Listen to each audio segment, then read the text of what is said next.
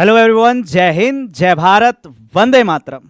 आज की इस वीडियो के माध्यम से मैं आपको बताना चाहूंगा कि क्यों ड्रीमर्स इंडिया का नंबर 1 डिफेंस इंस्टीट्यूट बन गया है। कैसे ड्रीमर्स ने एनडीए 1 2025 के एग्जाम में 535 प्लस बच्चों का रिटर्न क्वालिफाई करवाया और आज ड्रीमर्स इंडिया का सबसे पहला ऐसा डिफेंस इंस्टीट्यूट बन गया है जिसने सिर्फ और सिर्फ एक महीने में 37 रिकमेंडेशन दी। और मैं बात करना चाहूंगा हाल फिलहाल में जो एनडीए 2 2025 का एग्जाम हुआ, और उससे पहले मैं आपको बताना चाहूंगा कि मेरा नाम है परवीन और मैं ड्रीमर्स के अंदर एक मैथ फैकल्टी हूं। आज के इस वीडियो के अंदर मैं आपको कुछ चीजें यहां पे शो करना चाहूंगा कि क्यों ड्रीमर्स का जो कंटेंट है आज के टाइम में इंडिया के अंदर सबसे बेस्ट कंटेंट है।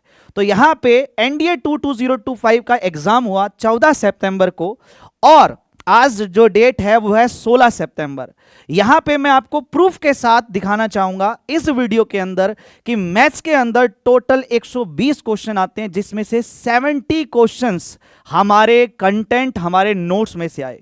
ये मैं बात कर रहा हूं मेरी, और इसके साथ साथ जो हमारी स्टार फैकल्टी हैं, जो हमारी और भी फैकल्टीज हैं जैसे दिवेश सर हैं, शांतनु सर हैं, राठी सर हैं, ठीक है, वो भी अपना कंटेंट आपके साथ शो करेंगे। ठीक है, तो आप देख लीजिए कि किस लेवल का कंटेंट हम आप लोगों को प्रोवाइड कर रहे हैं। मैं आपसे ये नहीं कहता कि हम जो है वो 120 में से 115 क्वेश्चन हमारे आए, इंडिया में ऐसा कोई इंस्टीट्यूट नहीं है, बट इतना मेरा दावा है कि जितने क्वेश्चंस हमारे नोट्स या हमारे कंटेंट में से आए, किसी दूसरे के पास ऐसा प्रूफ बिल्कुल भी आपको नहीं मिलने वाला। तो सबसे पहला क्वेश्चन 1 बाय 1 करके पूरी तसल्ली के साथ मैं आपको दिखाने वाला हूं।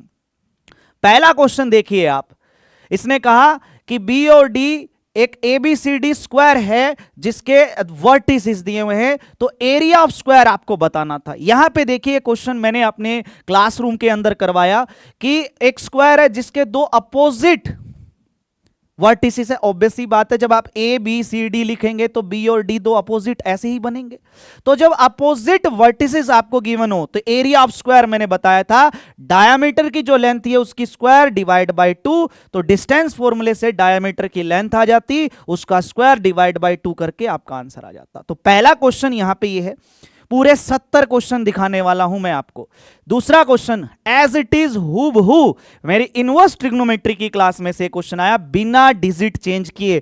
Coat inverse 9 cosecant inverse root 41/4 same ditto question exam में आया, पूरा सोल्व भी किया हुआ है। π/4 आंसर है, π/4 आंसर है। Second question, next question number 3, आप मैच कीजिए क्वेश्चन को। ए की प्रोबेबिलिटी, बी की प्रोबेबिलिटी, ए इंटरसेक्शन की प्रोबेबिलिटी पूछी क्या है, ए का कॉम्प्लीमेंट यूनियन बी की प्रोबेबिलिटी, और यहां मैच कीजिए। ठीक है, यहां पे बस ये है कि आपको यूनियन का फॉर्मूला, ऑब्वियस सी बात है सब बच्चों को पता है, यूनियन का फॉर्मूला लगा के हमें ए और बी की प्रोबेबिलिटी निकालनी थी, और इंटरसेक्शन का फॉर्मूला दिया हुआ है, यूनियन दिया हुआ है, तो सेम डिट्टो क्वेश्चन है एज इट इज इसी तरीके का।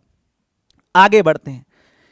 ए बी ए बाय बी, और क्या पूछा, बी बाय ए की प्रोबेबिलिटी पूछी है। Same A B A by B, B by A की प्रोबेबिलिटी, सेम डिट्टो क्वेश्चन। आप मैच करके देखो, देखो सिर्फ नंबर डिजिट चेंज हो सकती है, बाकी क्वेश्चन तो सेम है, क्वेश्चन सेम है। आगे बढ़ते हैं नेक्स्ट क्वेश्चन पे, जरा ध्यान से देखिएगा। एक क्वेश्चन मैंने करवाया, कंसेप्ट बिल्कुल सेम है, एक क्वेश्चन सेम कंसेप्ट के 2 क्वेश्चन आए हैं। देखिए मैंने क्या करवाया, बस इतना सा है कि मेरी वर्डिंग जो है लैंग्वेज में मैंने 2 एग्जामिनेशन लिखे थे कि एक पेपर ए है एक पेपर बी है, दोनों की अलग अलग प्रोबेबिलिटी दे रखी है, एटलीस्ट मतलब यूनियन की प्रोबेबिलिटी दे रखी है, बोथ की प्रोबेबिलिटी इसने पूछी है। यहां पे उसने एग्जामिनेशन ना बोल के फिजिक्स टेस्ट और यहां पे और दूसरा इंग्लिश टेस्ट बोल दिया कि 2 टेस्ट है, एक फिजिक्स का एक इंग्लिश का, दोनों की अलग अलग प्रोबेबिलिटी दे रखी है। एटलीस्ट 1 यहां लिखा हुआ है, मैंने भी यहां लिखो एटलीस्ट 1 लिखा हुआ है। Same probability of he passed English test, ऐसे करके पूछ लिया इसने। सेम दूसरा ये सेम ही क्वेश्चन था, बस इसने अब क्या किया, लैपटॉप और डेस्कटॉप लिख दिया, बाकी सेम वही क्वेश्चन है। और का मतलब क्या होता है, यूनियन पूछा है, तो ए प्लस बी माइनस इंटरसेक्शन। तो 2 क्वेश्चन यहां से इस टाइप का क्वेश्चन आया एग्जाम के अंदर। आगे बढ़ते हैं जी, देखिएगा ए बी सी डी मतलब ए बी सी तीन वर्टिसेस दे रखे हैं, फोर्थ वर्टेक्स पूछा है, इधर एग्जांपल करवाया हुआ है सेम पैरेललोग्राम का कि ए बी सी आपके पास तीन वर्टेक्स हैं, फोर्थ वर्टेक्स डी बताइए, यहां भी पूछा फोर्थ वर्टेक्स डी बताइए, सेम डिट्टो इसी टाइप का क्वेश्चन एग्जाम में आया। आगे बढ़ते हैं, सेम क्वेश्चन है भाई, बस इसने एक चालाकी की, अगर आप ध्यान से देखें कि आप अगर इसको इधर लेके आएंगे तो ये क्या है, ये है ए बी एक्स स्क्वायर और ये माइनस में सी ए एक्स स्क्वायर, सिर्फ मैं एक्स स्क्वायर को इधर शिफ्ट कर रहा हूं, यहां से क्या कॉमन है सर, एक्स स्क्वायर कॉमन है, और क्या कॉमन है सर, ए कॉमन है, तो क्या बनेगा सर, ये चीज बन जाएगी, ये चीज बन जाएगी। सेम तरीके से वो x वाला शिफ्ट, सेम तरीके से वो कांस्टेंट शिफ्ट, अरे यही तो यहां लिखा है, ये देखो यही तो लिखा है, यही सेम क्वेश्चन किस में आए, एचपी में आए। अगर तीनों नंबर किस में आए, एचपी में आए, एचपी का रेसिप्रोकल किस में होता है सर, एपी में होता है, और एपी में बीच वाले का डबल फर्स्ट और लास्ट के सम के बराबर होता है। देखिए दो क्वेश्चन यहां से आए, एक क्वेश्चन मैंने करवाया था और ये दो क्वेश्चन इसने पूछे, सेम कंसेप्ट सेम क्वेश्चन। आगे देखो, यहां देखो क्या लिखा है, पॉइंट पढ़ना मेरे दोस्त, एन पॉइंट्स हैं, n पॉइंट्स हैं जिसमें से p पॉइंट्स कोलिनियर हैं। अगर आपसे नंबर ऑफ ट्राइंगल पूछे फॉर्मूला nc3 माइनस pc3, अगर नंबर ऑफ क्वाड्रिलेटरल पूछे तो फॉर्मूला nc4 माइनस pc4। क्या बोला, 8 पॉइंट है, 4 कोलिनियर है, नंबर ऑफ ट्राइंगल पूछा, नंबर ऑफ क्वाड्रिलेटरल पूछा, एग्जाम्पल भी करवाया था, फॉर्मूला भी लिखवाया था, सेम क्वेश्चन सेम कंसेप्ट, दो क्वेश्चन 5 नंबर। आगे बढ़ते हैं, देखिएगा इसमें बताओ क्या डिफरेंस है। यहां पे एग्जाम्पल भी करवाया, फॉर्मूला भी लिखवाया कि भाई अगर पैरेललोग्राम की साइड्स गिवन हो तो a क्रॉस b का मैग्नीट्यूड करना है, पैरेललोग्राम की साइड्स गिवन की थी तो a क्रॉस b का मैग्नीट्यूड करते ही पैरेललोग्राम का एरिया आ जाता, सेम लिखवाया हुआ, डायरेक्ट नोट्स में से क्वेश्चन आया। आगे बढ़ते हैं, सेम है।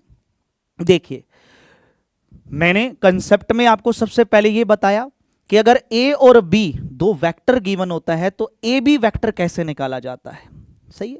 यहां पे AC वेक्टर कैसे निकालेंगे, c माइनस ए करके जो c दिया हुआ है, BD वेक्टर कैसे निकालेंगे, d माइनस बी करके जो मैंने आपको पोजीशन वेक्टर में सिखाया। उसके बाद जब दो वेक्टर आ जाते हैं तो दोनों वेक्टर के बीच में एंगल कैसे निकालते हैं, अगला कंसेप्ट ये था कि दोनों वेक्टर की डॉट प्रोडक्ट कर दो और उनके मैग्नीट्यूड से डिवाइड कर दो तो कोस ऑफ थीटा मिलेगा, और इसके एग्जाम्पल भी करवाए। यहां पे मैंने कंसेप्ट का स्क्रीनशॉट लगाया क्योंकि बच्चे को यह भी पता होना चाहिए कि हम कंसेप्ट पे बहुत फोकस करते हैं, एग्जाम्पल्स के साथ साथ तो करते ही करते हैं। जितने बच्चे मेरे से पढ़े हैं वीडियो के कमेंट बॉक्स में कमेंट करके जरूर बताना कि क्या ये सारी चीजें आपको करवाई गई थी। आगे बढ़ते हैं जी अगले क्वेश्चन पे। क्या आपको बताया गया कि जब दो वेक्टर जिनकी डॉट प्रोडक्ट 0 हो तो वो वेक्टर आपके परपेंडिकुलर हो जाते हैं एक दूसरे के। तो दो वेक्टर एक दूसरे के परपेंडिकुलर कब होते हैं, जब डॉट प्रोडक्ट 0 हो। हिट एंड ट्रायल का क्वेश्चन था, इसने कहा इनमें से कौन सा वेक्टर जो है इनके परपेंडिकुलर है, तो आपको डॉट प्रोडक्ट से इस क्वेश्चन को कर लेना था। तो पहले इसकी तीनों के साथ डॉट, फिर सेम इसकी तीनों के साथ डॉट, अगर 0 आ गई इसका मतलब ये तीनों ही वेक्टर जो हैं इन दोनों वेक्टर के क्या हो जाते, परपेंडिकुलर। Same ditto concept. आगे बढ़ते हैं, क्या आपको यहां पे देखिए पॉइंट देखिए, यहां पे मैंने लिखा x plus 1/x, x plus 1/x। अगर 2 कोस थीटा दिया हुआ है, x plus 1/x 2 cos theta दिया हुआ है, तो अगर x की पावर n प्लस 1/x की पावर n प्लस आए तो आंसर होता है 2 कोस n थीटा। n मतलब जो पावर है, जैसे ये 3 है तो वहां n की जगह 3 आ गया, सी ऑप्शन। डायरेक्ट पॉइंट लिखवाया गया। माइनस आए तो वो साइन वाला था, प्लस आए तो कोस वाला था। स्क्रीनशॉट आपके सामने है। आगे बढ़ते हैं इंपॉर्टेंट पॉइंट के अंदर। अच्छा ऐसा एग्जांपल भी मैंने करवाया था। इंपॉर्टेंट पॉइंट में देखिए ये रिजल्ट बहुत बेसिक था। इसकी जगह आपको माइनस आयोटा रखना था, पावर 2n। इसकी जगह आयोटा रखना था, power 2n is equal to 1। आगे हिट एंड ट्रायल, n की वैल्यू पुट करते 1 आंसर चाहिए, n को 2 पुट करते तो 1 आंसर आ जाता। बहुत सिंपल बेसिक क्वेश्चन था, है ना, सिंपल बहुत बेसिक क्वेश्चन था, आसान एकदम हिट एंड ट्रायल का। आगे बढ़ते हैं। अब देखिए अब कोई बच्चा कहेगा सर ये कहां आपने करवाया, मैं कह रहा हूं ये सामने लिखा तो है, यही तो है ये यूपीएससी। मैंने कहा यूपीएससी थोड़ा सा चालाक होती है, आपसे एक स्टेप एक्स्ट्रा चलती है। अगर आप इस क्वेश्चन में ए की जगह 1 और बी की जगह 1 पुट कर देते तो आपके सामने ही तो था, एक्स क्या हो जाता सर, एक्स हमारा 2 हो जाता, वाई क्या हो जाता sir, omega plus omega square हो जाता, जो कि यहां लिखा हुआ है किसके बराबर सर, -1 के बराबर। जेड क्या हो जाता sir, omega square plus omega हो जाता, जो किसके बराबर, माइनस, अरे एक्स का स्क्वायर मतलब 2 का स्क्वायर, वाई का स्क्वायर, जेड का स्क्वायर, कितना आया 6। तो ए ही ऑप्शन है, ए और बी को 1 पुट करके देखो, यही तो है, यही है, बस उसने ए और बी का बहाना लगा लिया है ना। आगे बढ़ते हैं। क्या मैंने आपको बताया कि जब भी किसी भी लाइन की इक्वेशन गिवन हो और अगर x इंटरसेप्ट निकालना है तो y 0 पुट करो, y इंटरसेप्ट निकालना है तो x 0 पुट करो, दोनों इंटरसेप्ट निकालने के बाद उनका सम कर दोगे तो सम ऑफ इंटरसेप्ट आ जाता।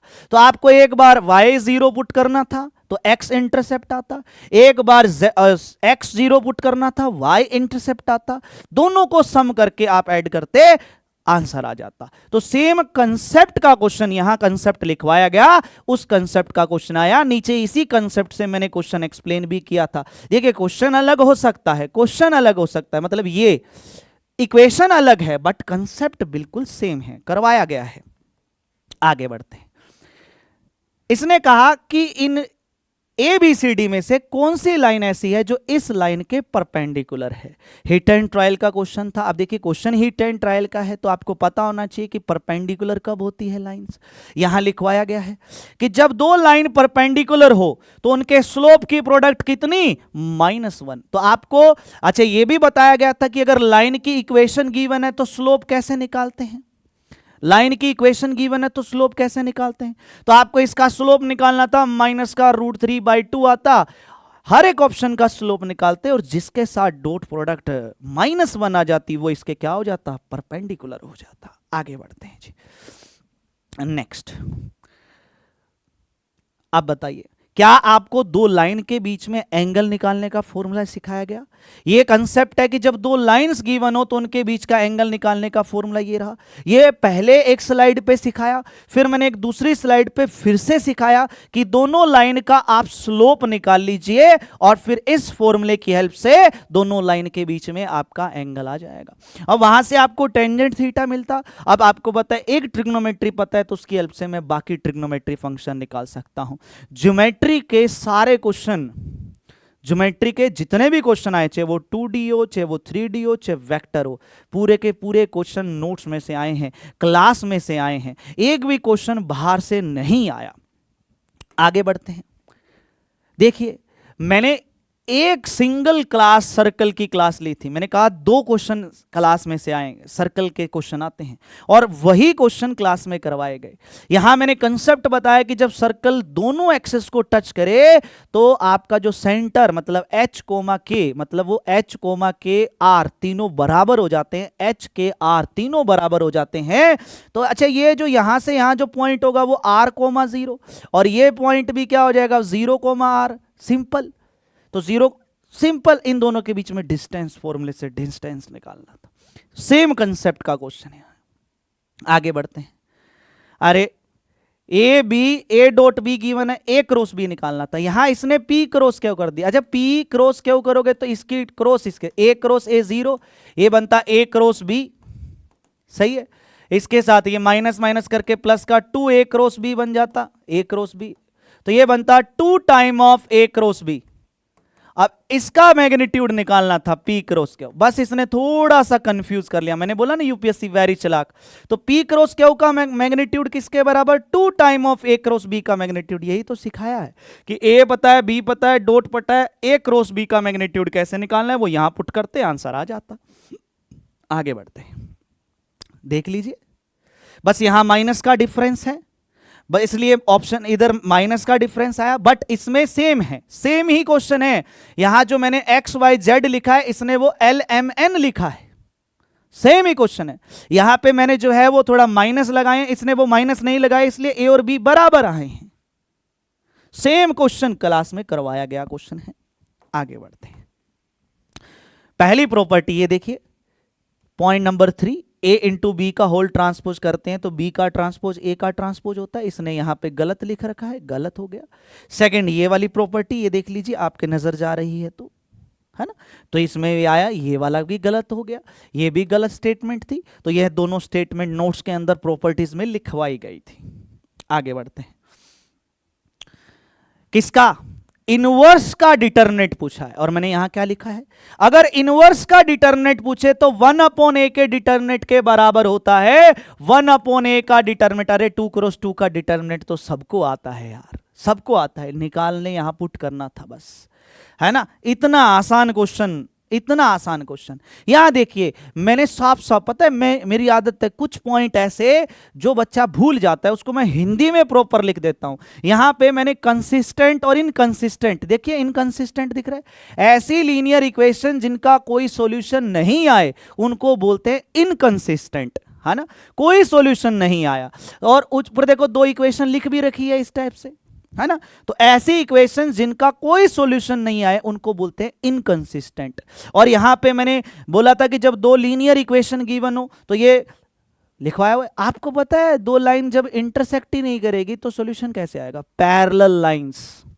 अगर लाइन ही पैरेलल है, सही है, अब लाइन ही पैरेलल है तो इनकंसिस्टेंट रहेगी। अरे भाई स्लोप दोनों का सेम है, लाइन पैरेलल है, इनकंसिस्टेंट रहेगी, सी ऑप्शन। कंसेप्ट सारा लिखवाया हुआ है। ये देखिए, मैंने लिखा था क्रैमर रूल, क्रैमर रूल में मैंने कहा डेल, डेल 1, डेल 2, डेल 3, यहां उसने डेल ना लिख के D1 लिख दिया, D2 लिख दिया, D3 लिख दिया। तो यहां लिखा है ये रहा D मतलब डेल, बोला D2 बताओ, D2 मतलब डेल 2। तो इसमें सेकंड कॉलम को सेकंड वाले कॉलम को कांस्टेंट के साथ रिप्लेस करना था और उसका डिटरमिनेंट निकालना था, आपका D2 आ जाता। सेम कंसेप्ट इधर लिखवाया हुआ है कि कैसे D1, D2, D3 निकालते हैं।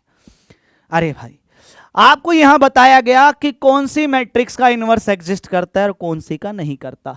अगर आप इन दोनों को ऐड करते तो ये देखो R1 मतलब R2 R3 इसके बराबर है, इन दोनों का सम इसके बराबर, इन दोनों का सम इसके बराबर, 2 रो कॉलम सेम हो जाते, सॉरी 2 कॉलम सेम हो जाते, डिटरमिनेंट 0। अगर m का डिटरमिनेंट 0 है तो m का डिटरमिनेंट 0 है तो वो सिंगुलर है, अगर सिंगुलर है तो उसका इनवर्स ही एग्जिस्ट नहीं करेगा भाई। तो m का इनवर्स एग्जिस्ट ही नहीं करेगा, क्यों, क्योंकि वो सिंगुलर है। यहां लिखा है नॉन सिंगुलर, गड़बड़ हो गई, लिखवाया हुआ है एकदम प्रॉपर पूरा नोट्स के अंदर। आगे बढ़ते हैं, ग्रेटेस्ट कोफिशिएंट क्या लिखवाया हुआ है, ग्रेटेस्ट कोफिशिएंट अगर n इवन हो तो nc n/2, यहां देखिए क्या लिखा है 100, तो 100c 100/2 मतलब 50, तो x की पावर 50 का ये कोफिशिएंट बनता है। सिंपल नोट्स है, डायरेक्ट लिखवाया गया है। आगे बढ़ते हैं, देखिए क्या ये क्वेश्चन सेम डिट्टो है, इसने बस इसको p/q बोल दिया, sine A sine B, cos A cos B, P को क्यू से डिवाइड करोगे sine alpha sine beta, cos beta, tangent alpha plus beta by 2। इसका आंसर भी तो tangent A plus B by 2 था। उसके बाद मैंने आपको कहा था कि अगर रेशियो गिवन हो, ये देखो कंसेप्ट बता प्रॉपर सिखाया था कि भाई कब CND रूल लगता है कब नहीं लगता। मैंने कहा जब रेशियो गिवन हो और ऐसा कुछ पूछा जाए प्लस और माइनस वाला, जब रेशियो गिवन हो ऐसा कुछ पूछा जाए प्लस और माइनस वाला तो CND रूल लगा देना। आपको जब पता ही चल गया कि भाई P/Q आपका tangent a plus B by 2 है तो आप स्क्वायर कर लेते हो दोनों साइड, स्क्वायर कर लिया। अब स्क्वायर कर लिया, अब CND रूल लगाते हैं, numerator minus denominator, numerator plus denominator, यही तो पूछा है। तो वो minus of cos two theta का फॉर्मूला बन जाता, आंसर आ जाता, सिंपल। आगे बढ़ते हैं, देखो कितना मैंने कहा ना थोड़े थोड़े पॉइंट है, यूपीएससी थोड़ी थोड़ी चालाक है। यहां इसने कोस साइन करके लिख दिया, यहां इसने कोसिकेंट और कोसिकेंट 70 करके लिख दिया, इसको बस साइन में चेंज करना था, बस चेंज करना था, कोसिकेंट 1/sin। सेम इसी कंसेप्ट का क्वेश्चन है। आगे बढ़ते हैं, देख लीजिए mx, m को जब डिटरमिनेंट से बाहर लिखते हैं पावर n आ जाती है, ये रही पॉइंट। और इस स्टेटमेंट को बड़ा ध्यान से समझो, मैं पढ़ के सुनाता हूं अगर ध्यान से आपको नजर नहीं आ रहा है तो। देखो क्या लिखा है, ईच एलिमेंट ऑफ ए रो, या फिर column of determinant is multiplied by any constant k, then the value of determinant is k times the value of original determinant। मतलब कि अगर हम किसी भी डिटरमिनेंट को, किसी भी कांस्टेंट को किसी से मल्टीप्लाई करेंगे तो ओरिजिनल के k टाइम्स हो जाएगा। तो आपने x को m से मल्टीप्लाई किया तब y आया, तो मैंने क्या कहा था, y का जो डिटरमिनेंट है वो m टाइम्स ऑफ x का डिटरमिनेंट हो जाएगा। सेम थ्योरी में भी लिखी थी मैंने ये चीज, स्टेटमेंट में तो सभी बताते हैं, एग्जाम्पल में मैंने थ्योरी में लिख के दिया था कि भाई ये स्टेटमेंट एग्जाम में आ सकती है, और आई है स्टेटमेंट एग्जाम के अंदर। आगे बढ़ते हैं, इस क्वेश्चन को पढ़ के देखिए। इसका एग्जाम्पल भी करवाया था 4 डिजिट का, प्रीवियस ईयर क्वेश्चन है, पहले भी आया हुआ है एनडीए के एग्जाम में, कि डिविजिबिलिटी रूल पूरा लिखवाया है कि 2 से कौन, 3 से कौन, 4 से कौन, 5 से कौन, 6 के से कौन, 7 से कौन, अरे 4 से कौन, जिसके लास्ट की 2 डिजिट जो है 4 से कौन कौन सी बनती लास्ट की 2 डिजिट, अरे 12, 32 और 24, और 2 बॉक्स आगे खाली, 2 बॉक्स आगे खाली, 2 बॉक्स आगे खाली, क्योंकि 4 डिजिट का नंबर बनाना था। तो अब 2 ही नंबर बचे, 2 चॉइस यहां, 2 चॉइस यहां, 2 चॉइस यहां, टोटल 6। सिंपल यार, पीवाई को पहले भी आया हुआ है। आगे बढ़ते देखिएगा, ये भाई साहब जिसके पास मेरी डीपीपी है वो अच्छे तरीके से जानता है। फंक्शन की डीपीपी के अंदर जाके क्वेश्चन नंबर 15 देखना, क्वेश्चन वही है, उसी तरीके का है, उसी तरीके का है, बस पूछने का अंदाज अलग है। मैंने कहा एक सेकंड डिग्री पोलिनोमियल है, देखो सेकंड डिग्री पोलिनोमियल दिया हुआ है। मैंने यहां लिखा है कि -3 पे वैल्यू 6 है, इसने कहा 1 पे वैल्यू 2 है। मैंने यहां पे कहा 0 पे वैल्यू 6 है, इसने कहा 4 पे वैल्यू 2 है। मैंने यहां के कहा कि 2 पे वैल्यू 11 है, इसने कहा 2 इसका रूट है, 2 इसका रूट है, तो इसका मतलब 2 पे वैल्यू 0 आएगी। क्यों? क्योंकि रूट हमेशा इक्वेशन को सेटिस्फाई करता है। तो ऐसे ही 3 पॉइंट पे वैल्यू हमारे पास आ गई, 3 पॉइंट पे वैल्यू हमने दी थी, उसकी हेल्प से एबीसी आ जाता, एबीसी आ जाता तो क्वाड्रेटिक पूरी बन जाती, क्वाड्रेटिक पूरी बन जाती तो दूसरा रूट में निकाल लेते और एबीसी का सम भी निकाल लेते। ऐसा ही क्वेश्चन हमारे डीपीपी के अंदर भी था फंक्शन की। फंक्शन के तो सारे क्वेश्चन दिखाने वाला हूं मैं, देखते जाना। फंक्शन डीपीपी, आगे बढ़ते हैं। अगेन यहां पे फंक्शन डीपीपी, सही है। फंक्शन डीपीपी के अंदर इसको देखो और इसको देखो, यहां a की पावर x, a की पावर -x है। अच्छा 10 की पावर x वाला भी देख लो, ये रहा 10 की पावर x, 10 की पावर -x करके, सही है। प्लस इनवर्स पूछा था एक एग्जांपल, इनवर्स पूछा था एक एग्जांपल, इनवर्स पूछा है एनडीए के एग्जाम के। 0 पे वैल्यू निकालते तो इसकी वैल्यू 0 पे 0 है, फिर आगे 0 पे 0, 0 पे 0, 0 पे 0, 0 पे 0, और इस टाइप का मैंने एग्जाम्पल करवाया हुआ है कि कैसे 4-5 एफ की वैल्यू किसी पॉइंट पे पूछे तो क्वेश्चन कैसे सोल्व करना है, करवाया हुआ है। अलग एग्जाम्पल करवाया, लेकिन करवाया जरूर हुआ है। आगे बढ़ते हैं, देखिए x डिवाइड बाय x -1, इसने लिखा 1 - x, इसने लिखा, मैंने लिखा फंक्शन की DPP F A divide by a + 1, इसने लिखा fx divide by fx + 1। Same ही तो है, बस यहां a मैंने यूज किया और यहां इसने x यूज किया। सेम रूट x पे वैल्यू निकाल लेनी थी और रूट x + 1 पे वैल्यू निकालनी थी, ऐड करने पर इसका भी आंसर आ जाता। सेम तरीके का क्वेश्चन है, एकदम डिट्टो डीपीपी का। देखो स्पेशल लिख के आया हूं डीपीपी, ऐसा नहीं है कि ये करवाए नहीं गए हैं, सॉल्यूशन तो हैं, लेकिन मैं डीपीपी इसलिए लेके आया हूं कि आपको ये भी पता चले कि हमारी जो डीपीपी, हम जो कंटेंट डीपीपी प्रैक्टिस दे रहे हैं वो इस लेवल की है कि डीपीपी से भी क्वेश्चंस आ रहे हैं एग्जाम के अंदर। आगे बढ़ते हैं, अगेन कंटिन्यूअस 3 पे दिया, लैम्डा की वैल्यू पूछी, एग्जांपल वही है, कंसेप्ट वही है। कंटिन्यूअस किस पे दिया, 0 पे दिया, k की वैल्यू पूछी, उसी तरीके का है। डेरिवेटिव देखो -1 लेस देन में आता है, इसका डेरिवेटिव करके -1 पुट करना था। इसी तरीके के कई सारे एग्जांपल आपको करवाए गए, 2 क्वेश्चन एनडीए के एग्जाम में आए, 2 क्वेश्चन आप देख सकते हैं। आगे बढ़ते हैं, देखिए मैंने लिमिट के यहां देखो मैंने कंसेप्ट भी इधर लगाया है, अलग अलग 1 2 3 4 अलग अलग एग्जांपल के साथ, कि लिमिट का पहला रूल डायरेक्ट सब्स्टिट्यूट करना। अगर डायरेक्ट सब्स्टिट्यूट करने पर, याद है डायरेक्ट सब्स्टिट्यूट करने पर अगर फाइनाइट आंसर आए तो आप कर सकते हैं, तो -1 डायरेक्ट रखना था, -1 आंसर आ जाता। है। यहां पे ये देखिए डेरिवेटिव के अंदर मैंने x mod x का डेरिवेटिव लिखवाया हुआ है। मैंने ये भी बताया x mod x का डेरिवेटिव होता है 2 mod x। अरे भाई मॉडुलस हमेशा पॉजिटिव वैल्यू देता है तो हमेशा इंक्रीजिंग ही तो होगा। और ये जब इसका डेरिवेटिव 2 mod x है तो ये ऑलवेज डिफरेंशिएबल होता है, ये भी तो बताया था, है कि नहीं है। दोनों स्लाइड, 2 क्वेश्चन 2 स्लाइड ऐड करके लेके आया हूं। आगे है, बढ़ते हैं। 1 2 3 क्वेश्चन और 1 2 3। देखिए मजेदार चीज, स्लोप ऑफ टेंजेंट मैंने एग्जांपल भले ही अलग करवाया, इसने क्या पूछा, स्लोप ऑफ टेंजेंट। मैंने क्या बताया कि डेरिवेटिव करो, dy बाई dx निकालो और पॉइंट पुट करो। इसका आपको डेरिवेटिव करना था, पॉइंट पुट करना था। आपको सेकंड ऑर्डर डेरिवेटिव भी सिखाया गया है। आपको पैरामीट्रिक इक्वेशन का डेरिवेटिव कैसे करते हैं वो भी बताया था। अब कई बच्चों को पता ही नहीं चला कि सर ये पैरामीट्रिक है। अरे मेरे दोस्त ये पैरामीट्रिक है। एक्स क्या दिया हुआ था, साइन थीटा, बस आपको यहां एक्स की जगह साइन थीटा पुट करना था तो ये बन जाता साइन थीटा, और यहां साइन इनवर्स में साइन थीटा पुट करते तो वो सिर्फ थीटा, और 1 माइनस साइन स्क्वायर रूट करके तो कोस थीटा, और यहां पे प्लस में लोग अंडर रूट 1 माइनस करके कोस थीटा। अब ये साइन बाय कोस टेंजेंट तो ये बनता थीटा टेंजेंट थीटा प्लस में लोग कोस थीटा।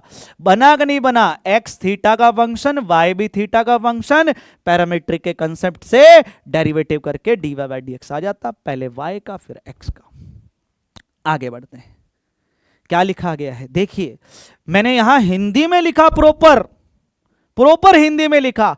मैंने लिखा कि मॉडुलस फंक्शन, यहां देखिए कह रहा है मॉडुलस फंक्शन का डेरिवेटिव उस पॉइंट पे, मॉडुलस फंक्शन उस पॉइंट पे नॉट डिफरेंशिएबल आएगा जहां पे उसकी वैल्यू क्या हो जाए, 0 हो जाए। मुझे बताना किस पे 0 होगा, ये 3 पे, ये किस पे 0 होगा, 4 पे। तो 3 और 4 पे मैंने लिखा है कि नॉट डिफरेंशिएबल, तो ये तो दोनों ही गलत है ना। नीचे एग्जांपल भी ऐसा करवाया गया है, ये x माइनस 3 है लेकिन यहां प्लस में 5 है, इसने -4 लिखा था। मैंने मॉडुलस डेरिवेटिव चैप्टर में देखो इंपॉर्टेंट डेरिवेटिव करके स्पेशल बोला कि मॉडुलस का डेरिवेटिव का क्वेश्चन भी आ सकता है। यहां मॉडुलस का डेरिवेटिव का क्वेश्चन भी आया, और ऐसा क्वेश्चन हमने किया भी है सिंदूर बैच में भी, यकीन बैच में भी, ऑफलाइन के अंदर भी।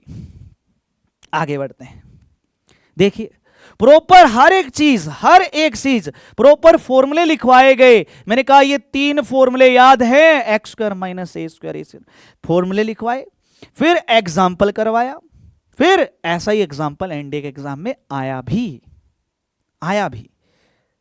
आगे चलते हैं, जनरल रिजल्ट कि भाई e की पावर x साइन bx है तो इसका रिजल्ट ये होता है, e की पावर x कोस bx है तो इसका रिजल्ट ये होता है। साइन के लिए ये, कोस के लिए ये। मेरी डीपीपी के अंदर कम से कम 6 से 7 एग्जांपल है इंटीग्रेशन के अंदर। आपको सेम यही फॉर्मूला लगा के u निकालना था, यही फॉर्मूला लगा के v निकालना था, दोनों का सम निकालना था, अलग अलग डेरिवेटिव निकालना था, आपका आंसर आ जाता। देख रहे हो फॉर्मूला, मैंने बोला था फॉर्मूला याद रखना, फॉर्मूले बेस्ड क्वेश्चन आते हैं एग्जाम के अंदर, कैलकुलस के अंदर, और वही हुआ, फॉर्मूले बेस्ड रिजल्ट बेस्ड क्वेश्चन आए एग्जाम के अंदर।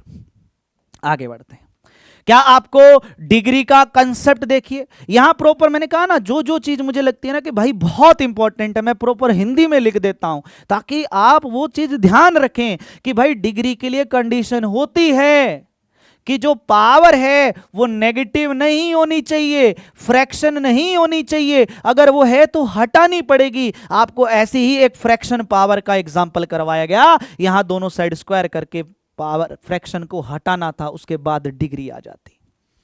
आगे बढ़ते हैं, ग्रेटेस्ट इंटीजर का अलग से एग्जांपल यहां देखिए, डीपीपी के क्वेश्चन नंबर 86 देखिए। अरे ऐसा ही है, x माइनस ग्रेटेस्ट इंटीजर लिखा हुआ है कि नहीं लिखा हुआ, क्या लिखा हुआ है, x माइनस ग्रेटेस्ट इंटीजर। यहां लिखा मैंने -1 से 0। अब अरे सर यहां तो n से n प्लस 1 है, अरे बोला तो है n नेचुरल नंबर है तो n को 1 मान लेते हैं आप, तो क्या हो जाता, 1 से 2 हो जाता। बस कंसेप्ट तो वही है। क्या ऐसा थोड़ी ना होगा कि 2 की जगह 3 लिखा आ गया तो क्वेश्चन ही बदल गया। अरे तो तरीका तो वही है, क्वेश्चन तो वही है भाई, डीपीपी के अंदर क्वेश्चन है।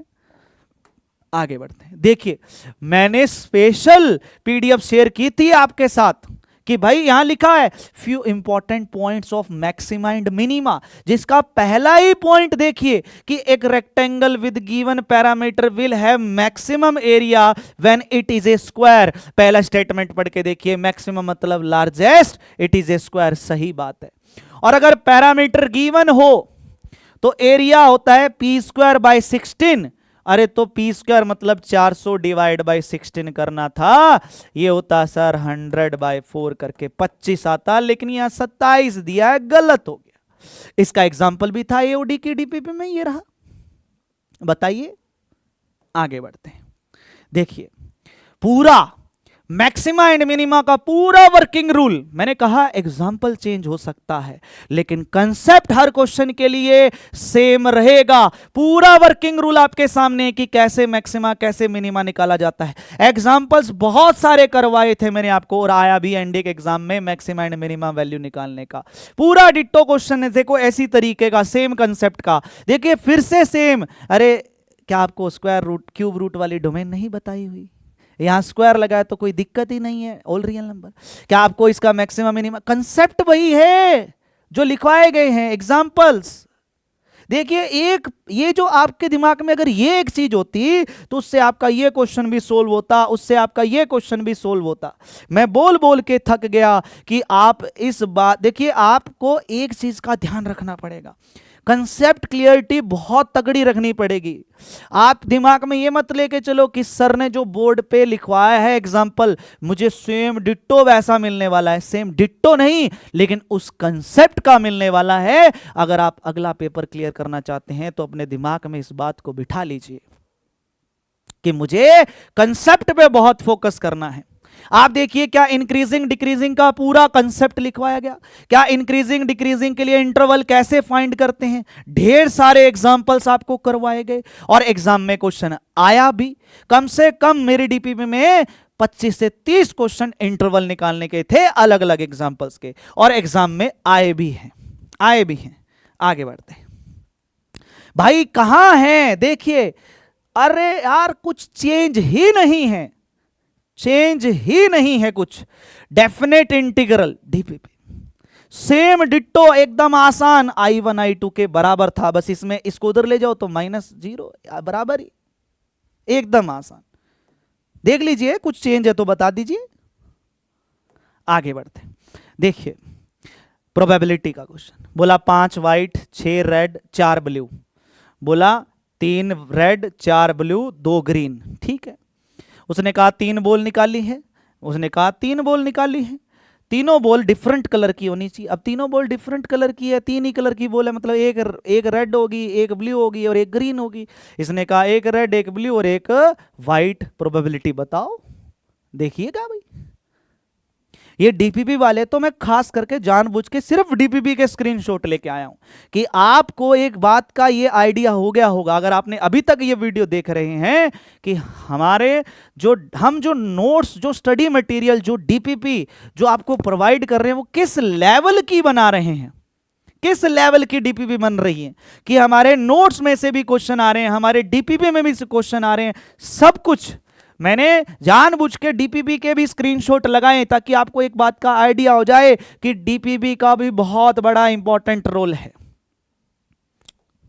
आगे बढ़ते हैं। अगेन डीपीपी का प्रोबेबिलिटी का क्वेश्चन, अगेन इसमें मैंने लिखा सेम कलर होना चाहिए, इसने कहा दोनों रेड होनी चाहिए, तो मतलब दोनों रेड ही होनी चाहिए, सेम ही तो कलर हो गया, सिंपल कहानी है। आगे बढ़ते हैं, देखिएगा। अब मैंने कहा ना थोड़ा थोड़ा चेंज करती रहती है यूपीएससी। इंडिपेंडेंट इवेंट में क्या होता है, इंटरसेक्शन किसके बराबर होता है लिखवाया हुआ है, आपको यूनियन का फॉर्मूला लिखवाया हुआ है, आपको सारे फॉर्मूले यहां पे डिटेल से लिखवाए हुए हैं। यहां पे ए की जगह पी हो गया, बी की जगह क्यू हो गया, इंटरसेक्शन की जगह पी इंटू क्यू हो गया। क्यों? क्योंकि इंटरसेक्शन में वो प्रोडक्ट हो जाता है। बाकी एग्जैक्टली एटलीस्ट मतलब यूनियन सब कुछ आपको पता है, यूनियन कैसे निकालते हैं, एग्जैक्टली कैसे निकालते हैं, सब कुछ लिखवाया गया है, सब कुछ। बताइए, यहां देखिए मैंने लिखा, इसने कहा सम ओड होना चाहिए, यहां एग्जांपल है सम इवन होना चाहिए, है तो उसी तरीके का ना मेरे भाई, है क्या हो गया फिर? सिर्फ डिजिट चेंज करने से क्या कंसेप्ट बदल जाएगा? नहीं बदलेगा। आगे बढ़ते हैं, देखिएगा इसने कहा फॉर्मेटिवेट, इसकी प्रोबेबिलिटी 0.6 है। कितने हैं भाई? 3 है। अब वो सेम इंडिपेंडेंट है, 3 है, तो पहला, दूसरा, तीसरा, तीनों की प्रोडक्ट। और सेम डीपीपी में यहां पे बस वो अलग सर्वे विलेज का नाम ले लिया। यहां पे मैंने वो एग्जांपल दिया था एंटी एयरक्राफ्ट गन वाला, यहां पे भी 1 2 3 है, तीनों इंडिपेंडेंट है। तो आपको बताना था गन हिट कर गई तो हो सकता है पहले ने करी, दूसरे ने करी, तीसरे करने की, तीनों की प्रोडक्ट करनी थी। यहां पे तीनों की अलग अलग प्रोबेबिलिटी थी और यहां पे वो एक ही बंदे 3 बार थे। तो एग्जांपल सेम। देखिए अज्यूमिंग, यहां लिखा हो ना अज्यूमिंग 3 ट्रायल्स इंडिपेंडेंट, ये इंडिपेंडेंट एक्चुअल में हमने जो डीपीपी टॉपिक वाइज डिवाइड किए उसके हिसाब से ये क्वेश्चन एग्जाम में आया। देखिए पॉइंट बढ़िए, पॉइंट नंबर 6 कि लोग ए, लोग बी, लोग सी एपी में है तो लोग हटाने पे वो जीपी बन जाते हैं। यहां एग्जाम्पल भी करवाया गया है। आपको पता है एपी में देखो 10 तीनों में से कॉमन है, 10 हटा दो तो एपी को कोई फर्क नहीं पड़ेगा। लोग अगर एपी में है तो लोग हटा दोगे तो क्या बन जाएगा? जीपी बन जाएगा। और 3 नंबर अगर जीपी में है तो बीच वाले का स्क्वायर फर्स्ट और लास्ट की प्रोडक्ट के बराबर उनका ज्योमेट्रिक मीन बन जाएगा। और लोग लगाने पर एपी बनेगा, एपी बनेगा तो अर्थमेटिक मीन बन जाएगा। सिंपल कहानी है, यही तो है। आगे बढ़ते हैं भाई। कम से कम 4 से 5 एग्जाम्पल मैंने इसी तरीके के करवाए अलग अलग। कभी पावर में लोग लिख के, कभी पावर में ए की power 1/x B 1/y 1/z लिख के, किसी एक और भी क्वेश्चन था और उसी देखो इसने x y z लिख के पूछ लिया। यही तो है। बताओ बताओ। मैंने यहां पे एग्जाम्पल देखो, कंसेप्ट वही है, एग्जाम्पल भले ही अलग अलग हैं, बस यहां पे एक सेकेंड की वैल्यू 2/√3 किस एंगल पे होती है भाई? क्या आपको ये पता नहीं है? हर एक बच्चे को पता है किस एंगल पे होती है, पता है ना 2/√3 किस पे वैल्यू होती है, सबको पता है। बस उसको 2 से डिवाइड करके टेंजेंट की वैल्यू उस पॉइंट पे निकाल लेनी थी। एकदम सेम उसी तरीके का क्वेश्चन है। 2 क्वेश्चन आए इनवर्स के दोनों सेम। अब जरा ध्यान देखिए, पढ़िए इस क्वेश्चन को ध्यान से पढ़िए। इसने कहा लाइन पैरेलल। अब जब लाइन पैरेलल हो तो आपको पता है लाइन और प्लेन के बीच में वो पैरेलल के केस में परपेंडिकुलर वाली कंडीशन लगती है, डॉट प्रोडक्ट 0, हाँ या ना? Contain line of intersection of 2 plane, contain line of intersection of 2 plane, मतलब इसने प्लेन के परपेंडिकुलर दे दिया। प्लेन के परपेंडिकुलर बोलोगे तो लाइन के पैरेलल जाएगा। एक ही बात है, जो प्लेन के परपेंडिकुलर है तो इसका मतलब वो लाइन के पैरेलल बन जाता है। आपको पता है जब लाइन और प्लेन पैरेलल जाते हैं तो उसमें परपेंडिकुलर वाला केस लगता है, बताया हुआ है। वही सेम, बस यहां इक्वेशन निकालनी थी। अगर इक्वेशन आ जाती तो एक्स वाई जेड का जो कोफिशिएंट है वो डी आर आ जाते। इसने वो 2 क्वेश्चन बना दिए, एक की जगह 2 बना दिए बस। पहले वो रेशियो पूछ लिया, डायरेक्शन रेशियो बताओ, एक्स वाई जेड के कोफिशिएंट लिखने थे। तो इक्वेशन आ गई तो फिर इक्वेशन आ गई तो फिर कोफिशिएंट भी आ जाते हैं। डन। तो भाई ये टोटल मैंने आपको 70 क्वेश्चंस, मैं पूरी स्क्रीनशॉट आपके साथ ये पूरी पीडीएफ भी शेयर कर दूंगा, काउंट करके देख लेना। लगभग 70 क्वेश्चंस मैंने आपको यहां, 70 नहीं पूरे 70 क्वेश्चंस मैंने आपको यहां पे आज के इसमें दिखा दिए। अब उम्मीद करता हूं कि ये वीडियो जो है आपको हेल्प करेगी। किस चीज में हेल्प करेगी? कि एक सही डिसीजन लेने में आपको हेल्प करेगी कि मुझे ड्रीमर्स, आपको इस रीजन मतलब ये पूरा आपको पता चल गया होगा कि मुझे ड्रीमर्स को क्यों ज्वाइन करना चाहिए। क्योंकि ड्रीमर्स जाना जाता है अपने कंटेंट के लिए, अपने सिलेक्शन के लिए, अपने भरोसे के लिए। उम्मीद करता हूं कि इसी तरीके से आप आगे अपना प्यार, सपोर्ट इसी तरीके से बनाए रखेंगे। मिलेंगे हम नेक्स्ट सेशन में, नेक्स्ट वीडियो में। तब तक के लिए जय हिंद।